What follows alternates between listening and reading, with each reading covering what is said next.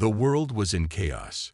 The skies above Earth, once serene and peaceful, were now filled with dark, looming ships from the Zarnathi fleet. Their massive warships hovered like silent predators, casting enormous shadows over the cities below. Humanity had underestimated the enemy, believing they could hold their own, but the arrival of the Zarnathi had shattered any illusions. Within days, Earth's military forces were decimated, and the world was left reeling. The Zarnathi didn't just conquer, they destroyed everything in their path. Cities burned, civilizations crumbled, and humanity's defenses were obliterated. It felt like the end. Yet, in the darkest hour, something unexpected happened. Something no one could have foreseen. In underground bunkers, in hidden military bases, and in forgotten corners of the world, whispers began to spread. Humanity wasn't ready to give up. There were still people willing to fight.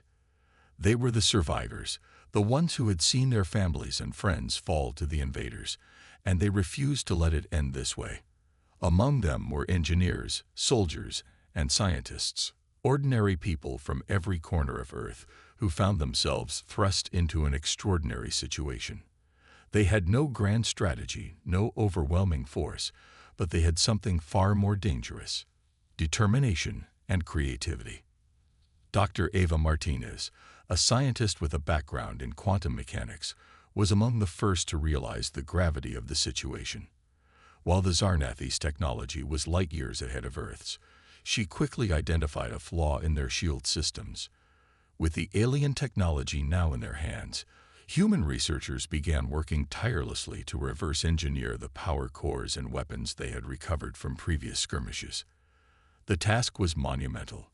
They had no instructions, no guidance, just fragmented pieces of a puzzle they had to figure out. It was a race against time. The Zarnathi didn't wait for anyone to catch up.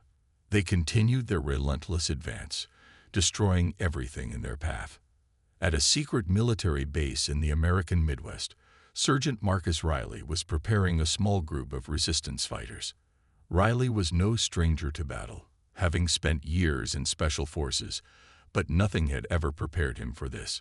The aliens had taken everything: his home, his family, and his comrades. But now, there was something new. He was part of a new resistance, an alliance of soldiers from every country, every background. They didn't have the advanced technology of the Zarnathi, but they had something the invaders couldn't understand. They had the will to fight back. Marcus and his team would infiltrate Zarnathi supply lines, gather intelligence, and cause as much damage as possible. But they weren't just looking for any advantage. They were looking for hope. In a hidden workshop on the outskirts of Berlin, an unlikely inventor named Klaus Weber worked around the clock. Klaus was a mechanic by trade, a simple man who had spent his life fixing cars and machines. But when the Zarnathi invaded, he was forced to use his skills for something far more important. Working with salvaged alien parts, Klaus began building weapons. Simple at first, modified plasma rifles, makeshift explosives. But over time, his designs grew more sophisticated. He was one of the many engineers who had been tasked with improving the Resistance's weapons. But Klaus wasn't just a mechanic. He was a symbol of Earth's resilience. He wasn't going to let the invaders crush his world. With every weapon he built, with every device he repaired, he felt like he was taking back a small piece of his home. Across the globe, resistance cells began to form. Some were small, others were large, but they all had one thing in common. They were determined to fight back. The Zarnathi underestimated Earth's will to survive, and it was that very underestimation that gave humanity the edge. While the invaders thought they could subdue Earth with overwhelming force, they hadn't accounted for the sheer creativity of humans. The weapons the humans now wielded were crude compared to the Zarnathi's advanced arsenal, but they had been adapted with human ingenuity. The soldiers and engineers had figured out how to use alien tech against the aliens themselves. They might not have had the sheer firepower of the Zarnathi, but they had something else: the ability to outsmart their foes. Dr. Martinez, working with a small team of physicists, had managed to crack the Zarnathi's energy shield technology. She discovered a key vulnerability, a specific frequency that could disrupt their shields. It was a breakthrough, but it came with a cost. It wasn't perfect. It would only work under certain conditions, and only for a brief time. But that brief moment of weakness was enough. With this new knowledge, humanity's forces began to make their move. Small, guerrilla-style raids on Zarnathi patrols became more common. The resistance was learning fast, and with each small victory, their confidence grew. Sergeant Riley's team was the first to test the new weapons. They infiltrated a Zarnathi supply base deep in enemy territory, using the new pulse grenades and plasma rifles to take down alien soldiers. It was a messy, chaotic fight, but it was a victory nonetheless. For the first time since the invasion began, humanity had struck back, and it wasn't just a fluke. The Zarnathi were caught off guard. They had expected humans to roll over, to accept their fate, but what they didn't understand was the human spirit. The more the Zarnathi pushed, the more humanity dug in its heels. In a small lab in Tokyo, Dr. Yuki Takeda, an AI expert, was developing a way to hack into the Zarnathi's communication network. She knew that if they could disrupt the aliens' ability to coordinate their forces, it would give the resistance a critical advantage. Yuki's work was slow, painstaking, and incredibly risky. The Zarnathi had advanced firewalls and encryption, and any wrong move could result in a deadly counterattack. But Yuki was undeterred. She understood the stakes.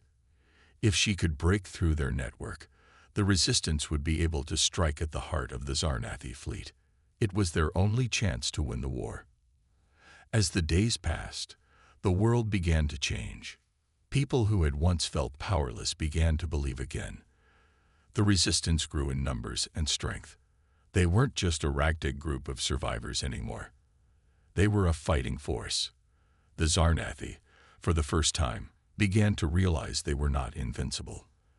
Their technological superiority was being challenged, not by overwhelming firepower, but by the cunning, resourcefulness, and unity of humanity. Marcus Riley and his team launched their biggest operation yet, a direct assault on a Zarnathi outpost that was controlling a key supply route for their forces. It was a high-risk mission, but they had a plan. With the help of Dr. Martinez's shield frequency, Klaus Weber's weapons, and Yuki Takeda's communication hacks, they launched a coordinated strike. The Zarnathi, unprepared for such an attack, were caught off guard. The battle was fierce, but the humans fought with a desperation and skill that left the Zarnathi in disarray. When the dust settled, the outpost was in ruins, and the Zarnathi fleet was left scrambling to regroup. The humans had struck a major blow. It wasn't the final victory, but it was a turning point. The Zarnathi had underestimated humanity's resolve, and now they were beginning to see what Earth was capable of. The awakening of humanity had begun. They were no longer passive victims of the invasion. They had become warriors, united by a single purpose: to take back their world. The war was far from over, but the tide had begun to turn. Humanity had shown that they could rise from the ashes, that they could fight with every ounce of strength they had. And the Zarnathi, for the first time, began to wonder if they had made a terrible mistake underestimating Earth's power. The real battle had only just begun, and the galaxy would soon learn what true firepower looked like. As the Zarnathi fleet tightened its grip on Earth, the situation became increasingly dire. The skies above were filled with the dark, imposing silhouettes of alien warships, their technology far beyond anything humanity had ever known. Cities were reduced to rubble, and Earth's military was all but destroyed. The world seemed to be on the brink of extinction, and the Zarnathi, with their overwhelming power, had no intention of stopping. The people of Earth had seen their homes and loved ones fall, and there seemed to be no escape. Yet, amid this devastation, something strange began to stir: hope. It started in secret, as whispers in the shadows.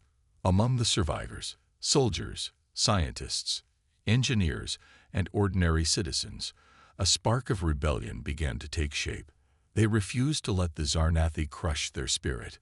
Earth might have been beaten down, but humanity wasn't ready to bow its head in defeat. Small groups of resistance fighters began to organize, their efforts often unnoticed by the invaders, who still underestimated the strength of human determination. Dr. Eva Martinez, a scientist specializing in quantum mechanics, was one of the first to realize the potential for Earth's resistance. While humanity had been decimated, the wreckage left behind by the alien invaders held secrets. Ava had always been an innovative mind, but this was something far beyond anything she had ever worked on. The Zarnethi's technology was advanced, yes, but it had weaknesses. She had managed to reverse engineer part of their energy shield system, uncovering a significant flaw in their defenses. It wasn't much, but it was a starting point, a tiny crack in their armor. Ava shared her findings with a small, trusted group of engineers, and together they began working to build weapons and tools that could exploit this weakness. Meanwhile, Sergeant Marcus Riley, a battle-hardened soldier with years of experience in special forces, found himself leading one of the Resistance's first successful missions. After the fall of major cities, he and a handful of survivors had retreated into the wilderness, regrouping and strategizing. Riley was tough, resourceful, and pragmatic, but he had never fought a battle like this. The Zarnethi's weapons were far superior to anything humanity had ever faced, and their armies seemed endless. Yet Marcus never gave up. He spent his days training, hunting down alien patrols, and striking at any weakness he could find. His team was small, barely a dozen soldiers, but they were relentless. They began to attack alien supply lines, disrupt communication systems, and gather intelligence about the invaders' movements. Their operations were hit-and-run, guerrilla-style tactics, but it was enough to give hope to the scattered survivors. Slowly, word spread. Humanity was fighting back. Klaus Weber, a mechanic from Berlin, was another key figure in the rise of Earth's resistance. Klaus had always worked on cars and machines, tinkering with engines in his garage. But now he found himself in a war he never expected. After surviving a brutal alien assault, Klaus's skills became essential. With little more than scraps of alien technology and whatever he could scavenge from the ruins, Klaus began creating weapons for the resistance. His first creations were simple, modified rifles and crude explosives. But as he worked, his designs became more sophisticated. It was Klaus who first built a working plasma rifle, using a mix of alien and human tech. It wasn't perfect, but it was enough to turn the tide in small skirmishes. Each new weapon he created felt like a personal victory. Klaus knew that every piece of equipment he built brought humanity one step closer to turning the war around. In the shadows of Earth's crumbling cities, resistance cells began to form. They were often small, hidden away in underground bunkers or secluded forests, but they were united by one goal: to push the Zarnethi back and take Earth's future into their own hands. Across the globe, scattered pockets of soldiers and civilians joined forces, sharing information and resources. They knew that their enemy had superior firepower, but they also knew that humanity had something more valuable: adaptability. The Zarnethi might have dominated the stars, but humans had the ability to think outside the box, to learn and innovate quickly. This, they hoped, would be their greatest weapon.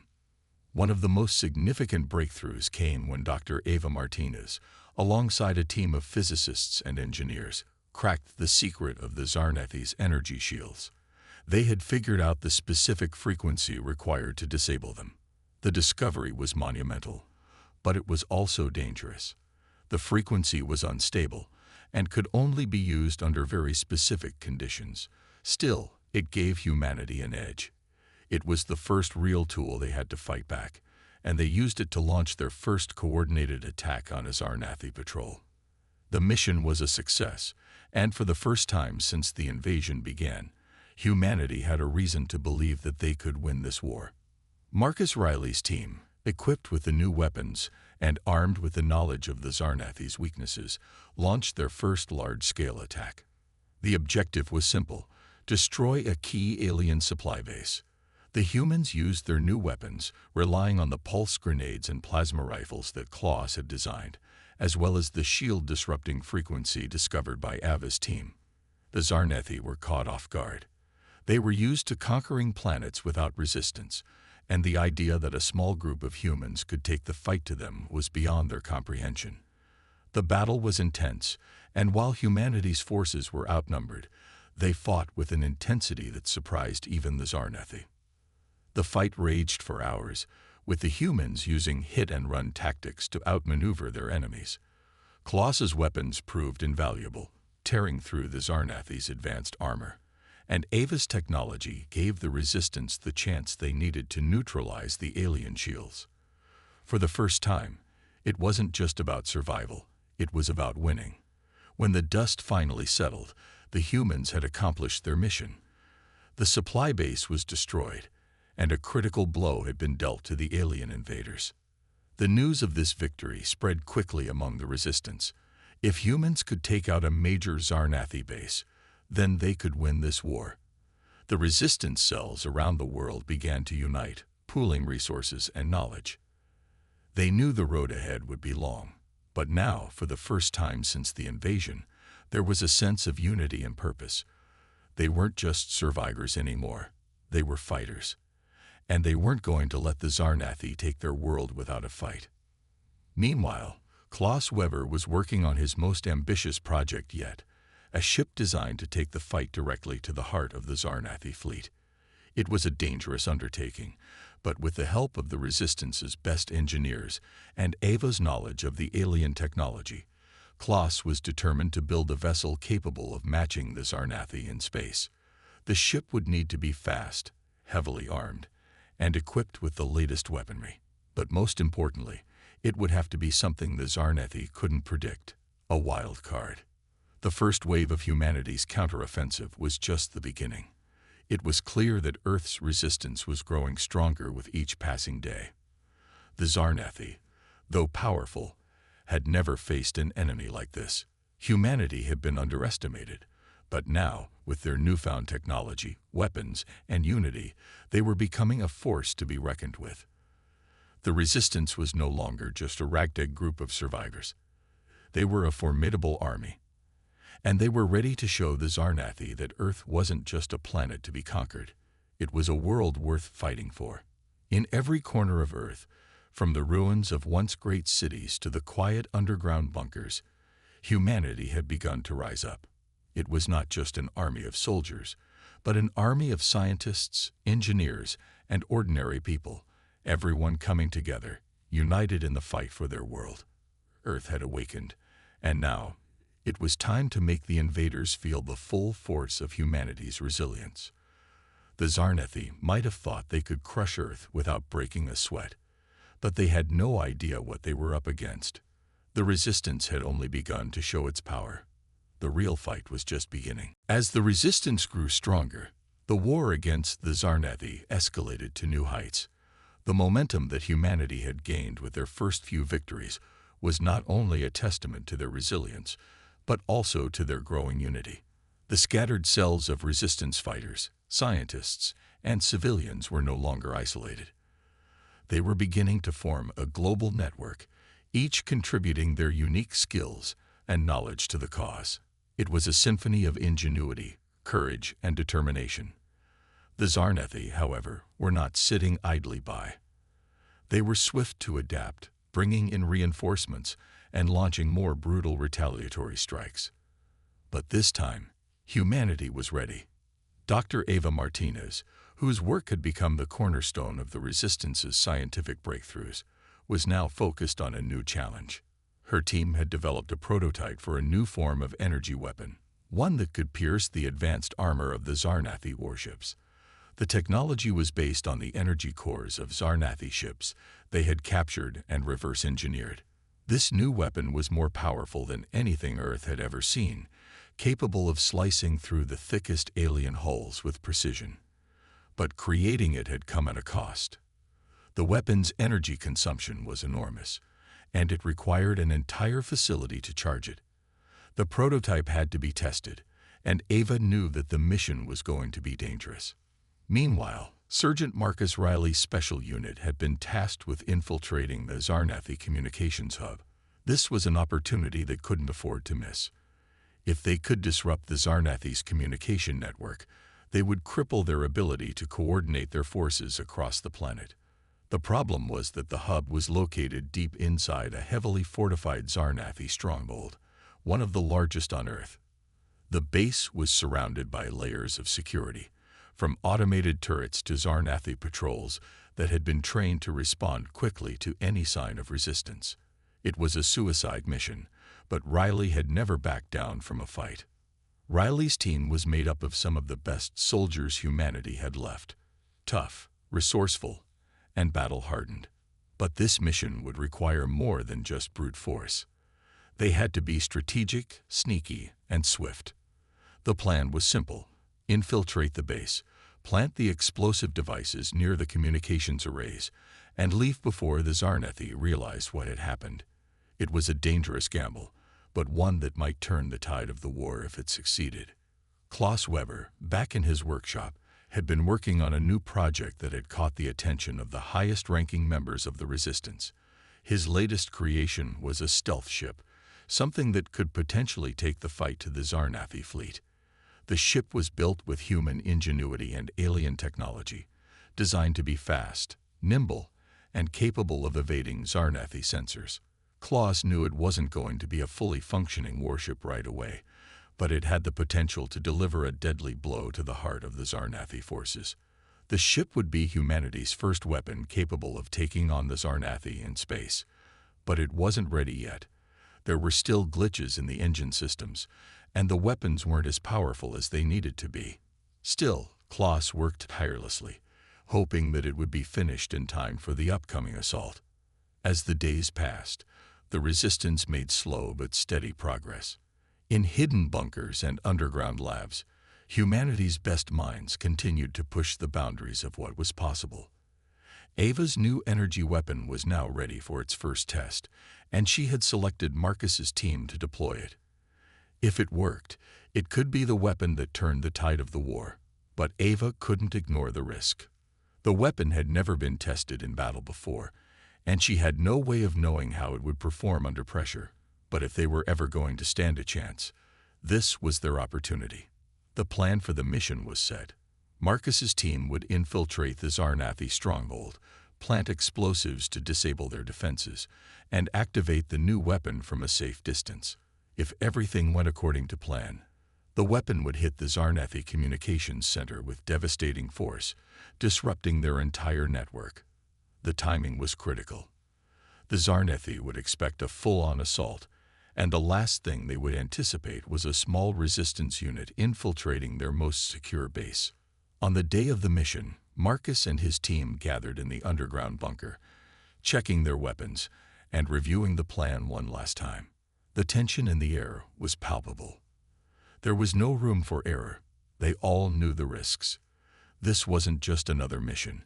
It was the culmination of everything they had fought for.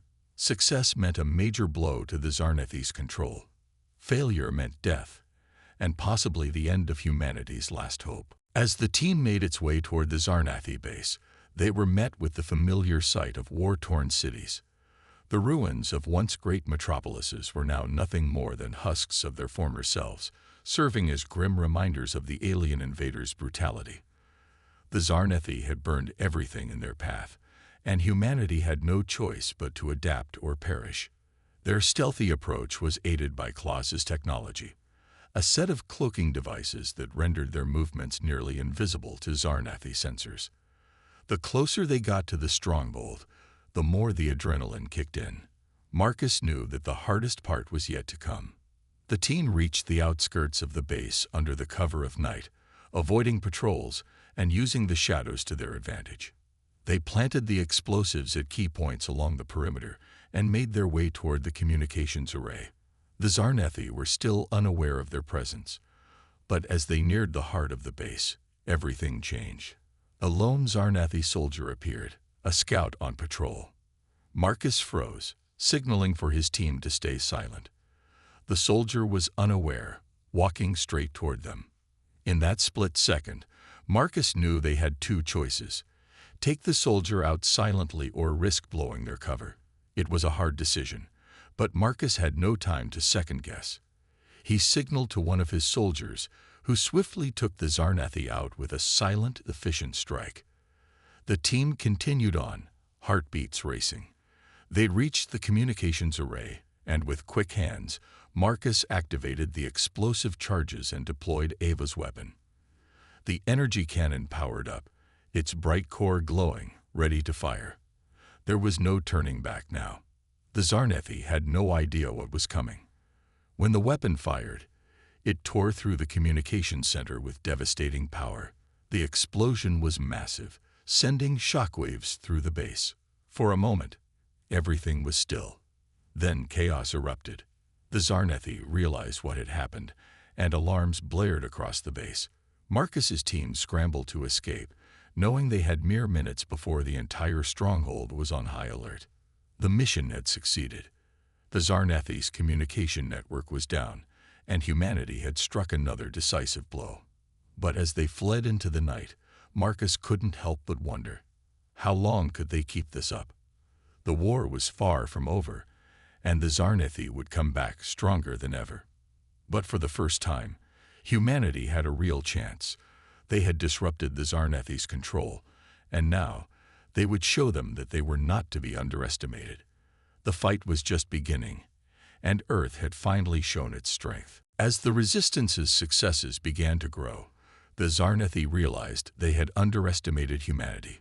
Earth's resilience was no longer a hidden force. Humanity was fighting back, and the invaders were starting to feel the pressure. With each passing day, the strength of the Resistance multiplied. More pockets of humanity's survivors were rallying to the cause. The world was rising as one, from the ashes of destruction to defy the seemingly invincible force of the Zarnathi. Yet, with every victory, there was a looming question. How long could they keep up the fight before the Zarnathi retaliated with their full might? Dr. Ava Martinez, still at the forefront of the Resistance's technological advancement, had just completed the final calibration of a new weapon, the hyperpulse cannon. This weapon, unlike anything humanity had ever seen, could fire a concentrated energy blast capable of neutralizing the Zarnathi's massive warships. Ava had worked tirelessly on the weapon's design, knowing that this would be humanity's trump card, but also fully aware of its risks. The cannon required a vast amount of energy to fire, and only a few shots could be made before it would need recharging. Moreover, the device could not be used in every engagement. The Resistance would need to make each shot count, and it had to be placed in a location that would allow it to be easily defended from Zarnathi retaliation. But despite the urgency of the situation, Ava couldn't shake off the sense that the Resistance was still playing a dangerous game. They had struck blow after blow against the invaders, but they were still outmatched. The Zarnathi had more ships, more resources, and more experience in warfare. What they lacked in ingenuity, they made up for in raw strength. Ava knew that they couldn't rely solely on technological breakthroughs. They needed a strategy that would outwit the invaders as well as outfight them. While Ava worked tirelessly in her lab, Sergeant Marcus Riley and his unit were preparing for what could be their most dangerous mission yet. The Zarnathi had finally caught wind of humanity's secret weapon, the hyperpulse cannon, and they were preparing to make sure it never saw the light of day. A vast Zarnathi fleet was on its way to Earth, and they had pinpointed the location of the Resistance's new weapon. Marcus and his team were tasked with a desperate mission: infiltrate the enemy's fleet, destroy their reinforcements, and buy enough time for the Resistance to launch the hyperpulse cannon and take out a critical section of the Zarnathi fleet. The plan was insane. Marcus and his team would have to board one of the Zarnathi's massive battleships, sabotage it from the inside, and escape before the whole thing went up in flames. The battleship was one of the largest vessels in the Zarnathi fleet, heavily armored and guarded by thousands of alien soldiers. It seemed like a suicide mission, but Marcus had seen enough of these kinds of odds to know that sometimes desperate measures were the only ones that could succeed. In the meantime, Klaus Weber, The genius mechanic who had played such a crucial role in humanity's progress was focused on the stealth ship he had been working on. After months of refining and testing, the ship was finally ready for its first real mission. It wasn't a warship, not yet, but it was fast, efficient, and capable of evading detection from the Zarnathi's most advanced sensors. The ship was equipped with powerful cloaking technology, allowing it to slip past enemy lines undetected, and it had been designed specifically for infiltration missions. Klaus knew it could play a key role in the upcoming fight. If the Resistance could use the ship to sneak into the heart of the Zarnathi fleet, it could deal a devastating blow before the enemy even knew what hit them. As the days counted down to the battle, there was a heavy sense of anticipation among the Resistance. The time for covert operations was coming to an end. Soon, they would have to go toe-to-toe with the full might of the Zarnathi fleet, and there was no telling what the outcome would be. The Resistance had come a long way, but now they would be facing the most difficult challenge of their lives. The day of the mission arrived. Marcus Riley and his team boarded the stealth ship, ready for their dangerous infiltration. The plan was simple: slip through the gaps in the Zarnathi fleet, infiltrate one of their largest battleships, and plant explosives deep within its core. Then, they would use the ship's cloaking ability to escape before the Zarnathi even realized what had happened. But nothing ever went as planned in war. The stealth ship cut through the darkness of space like a shadow, undetected by Zarnathi sensors. Klaus's design was working perfectly. As Marcus's team neared the battleship, the gravity of the situation hit him. This was it. There would be no turning back after this. One mistake, one misstep, and they would all be dead. They made their way through the heart of the Zarnathi fleet, staying as silent as possible, slipping through the cracks in their massive formations. Once aboard the battleship, things took a turn. The Zarnathi defenses were far more sophisticated than expected. Marcus's team encountered fierce resistance as they tried to make their way to the ship's core. Zarnathi warriors swarmed in from all sides, their advanced weaponry lighting up the dark halls of the alien vessel. The humans fought back with everything they had: plasma rifles, grenades, and improvised weapons. But the enemy was relentless, their numbers seemingly endless. In the chaos, the team pushed forward, knowing that failure was not an option. Marcus at the front led the charge, his team following his every order. The Resistance fighters were outnumbered, but they fought with a fury that even the Zarnathi hadn't anticipated. The ship's corridors echoed with gunfire and explosions as the battle raged. They were getting closer to the core. Finally, they'd reached the heart of the Zarnathi battleship. Marcus's team planted the explosives, and just as they were preparing to make their escape, the Zarnathi realized what was happening. Alarm sirens blared throughout the ship. The Zarnathi were locking down every escape route. There was no way out without a fight. With the clock ticking down, Marcus and his team had no choice but to make a desperate stand. They fought their way back toward the ship's hangar, fending off wave after wave of Zarnathi soldiers. It was a bloodbath, but they had no choice. The explosives were primed, and the mission had to succeed. As they reached the hangar, the ship's core detonated. A blinding flash of light erupted, followed by an explosion so powerful that it shook the very fabric of space. The Zarnathi battleship was destroyed in seconds. Marcus and his team, with the stealth ship's cloaking technology, managed to slip away, but the cost had been high. They had lost several good soldiers, and the mission had been harder than they ever anticipated. As the team regrouped and returned to the Resistance base, they were met with a solemn silence. The battle was far from over, and the Zarnathi would be back.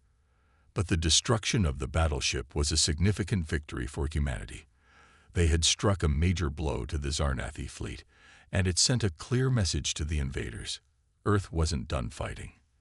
The Resistance, battered but unbroken, now had the upper hand. With the Zarnathi fleet weakened and their communications disrupted, humanity had a chance to finally turn the tide of the war.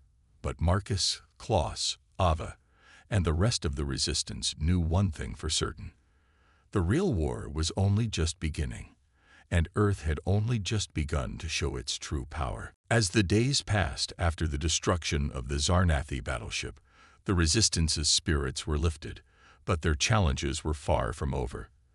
The victory had dealt a blow to the enemy, but it had also stirred a deeper anger within the Zarnathi forces. Their retaliation would be swift, and humanity needed to be ready. The Zarnathi were now fully aware that Earth wasn't going to submit easily. They had underestimated humanity before, but now they were facing a foe unlike any they had encountered in the vast expanse of the galaxy.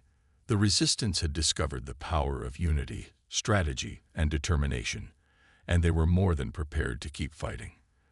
Dr. Eva Martinez stood in the operations room, reviewing the latest intelligence reports. The hyperpulse cannon had been deployed successfully, but humanity's resources were dwindling. The Zarnathi had begun to mobilize even larger fleets, gathering ships and weapons that would make the Resistance's latest weapons seem like mere toys in comparison. They had no choice but to strike hard, to create more disruptions, and to take the fight to the very core of the Zarnathi's operations. But Ava's thoughts were interrupted by the urgent message from Sergeant Marcus Riley. "We need to talk now," he said, his voice tight with urgency.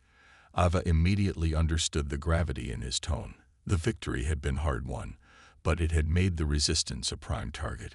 The Zarnathi were retaliating, and this time, their plan was more dangerous than anything humanity had encountered before. Marcus entered the operations room shortly after, flanked by his team. "We've got bad news," he began. "The Zarnathi have tracked us down to one of our major hideouts. They've launched a full-scale assault. We need to evacuate, but that's not the worst part. They've discovered our weapons development site. They know about the hyperpulse cannon."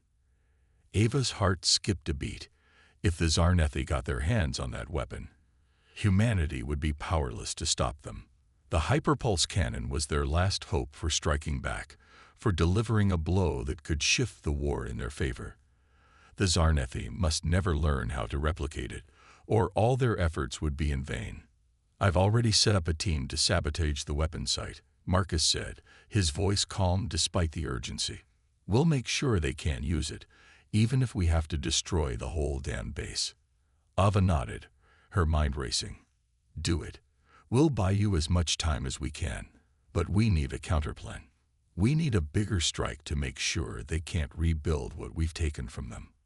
"We've got one shot at this," Marcus said. "We need to hit them hard. We can't afford to wait for them to make their next move. They're coming for us." And so a new mission was born. A mission so critical that its success or failure would determine humanity's future. The plan was simple: infiltrate the Zarnathi's home base, deep within their territory, and plant an explosive device capable of wiping out their entire fleet production facility. It was a risky plan, one that could cost them everything. The Zarnathi fleet was vast, and their home base was protected by layers of security, far beyond anything humanity had ever encountered. But Marcus, Ava, Klaus, and the rest of the Resistance knew one thing for sure: the Zarnathi had to be stopped. Marcus and his elite team prepared for the mission, knowing full well the dangers that lay ahead. They would be traveling to the heart of Zarnathi-controlled space, to a place where even their cloaking technology might not be enough to shield them from detection. The team had no idea what they would face when they arrived, but they understood that there was no turning back. The fate of humanity rested on their shoulders. Meanwhile, Klaus Weber worked tirelessly to refine the stealth ship he had designed. He knew it would be humanity's key to getting close to the Zarnathi base without being detected. The ship was fast, agile, and cloaked in advanced technology, but it wasn't perfect. There were still gaps in its defenses, weak points that the Zarnathi could exploit. It was a gamble, but Klaus had no choice. The mission had to succeed. Ava, ever the scientist, worked on a countermeasure that could protect their escape route. She and her team developed a new device that would temporarily disrupt Zarnathi sensors, buying the Resistance team just enough time to slip away. It was a risky plan, but it was their only option. As the day of the mission drew closer, the weight of the task ahead became apparent. The team knew the risks. They might not return. Yet their resolve was unwavering. Humanity had been pushed to the brink, but they had fought back. They had learned to adapt, to innovate, and to overcome. They had shown the galaxy that they would not be cowed. The fight against the Zarnathi had become personal. It was no longer about just survival.